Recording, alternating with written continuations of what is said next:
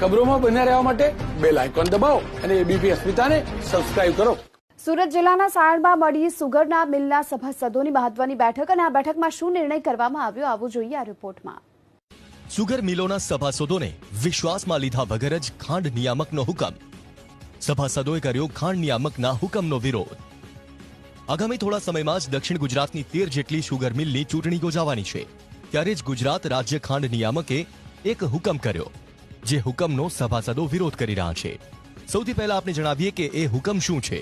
છેલ્લા 5 વર્ષમાં ઓછામાં ઓછા 2 વાર સભાસદે સુગર મિલમાં શેરડી નાખી હોવી જોઈએ। 2 વાર જે સભાસદે શેરડી નહીં નાખી હોય તે ન તો ઉમેદવારી કરી શકશે ન તો મતદાન કરી શકશે। બસ આ જ હુકમનો સભાસદો અને બિન ઉત્પાદક સભાસદોએ વિરોધ કર્યો છે અને આવનારી 6 તારીખે તમામ સભાસદો એકઠા થઈ સાયણ સુગર અને કામરેજ સુગરના પ્રમુખને આવેદન આપી હુકમ રદ કરવા પ્રમુખને રજૂઆત કરશે। એ તમામ તાલુકાઓની સંસ્થાઓની સાથે સુસંગત થઈને સભાસદોની સાથે સુસંગત થઈને એક મોટી જિલ્લા કક્ષાનું પણ એક સંમેલન બોલાવી જે ખેડૂત વિરોધી પરિપત્ર છે, સભાસદ વિરોધી પરિપત્ર છે, જેનાથી સહકારી સંસ્થાનો અહિત થાય છે, એનો કોઈ પણ સંજોગોમાં એને ચલવી ન લેવાય એ પ્રકારની સભાસદની રણનીતિને સાથે રાખીને ખેડૂત સમાજને પક્ષાપક્ષીથી ઉપર રહીને રાજકીય રીતે કોઈ પણ એનો એ કર્યા વિના સુરત જિલ્લાની તમામ સુગર મિલનો પાયો વર્ષો પહેલા નાખવામાં આવ્યો। સુગર મિલોને શરૂ કરવામાં સભાસદોએ વર્ષો પહેલા પરસેવો પાડ્યો છે, ત્યારે રાજ્ય ખાંડ નિયામક દ્વારા અચાનક કરવામાં આવેલા હુકમથી સભાસદોમાં ભારે રોષ જોવા મળી રહ્યો છે।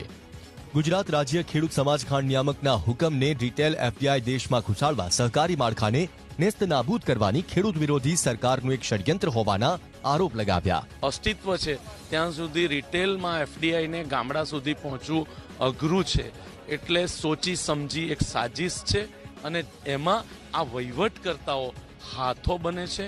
પોતાના મામકાઓને બેસાડીને આ સહકારી ક્ષેત્રનું નિકંદન કાઢી નાખવાની એક આ મિલીજુલી સાજિશ છે। હાલ તો સભાસદો ખાંડ નિયામકના હુકમથી રોષ વ્યક્ત કરી રહ્યા છે, ત્યારે આગામી દિવસોમાં સભાસદોએ ઉગ્ર આંદોલનની ચીમકી પણ ઉચ્ચારી છે।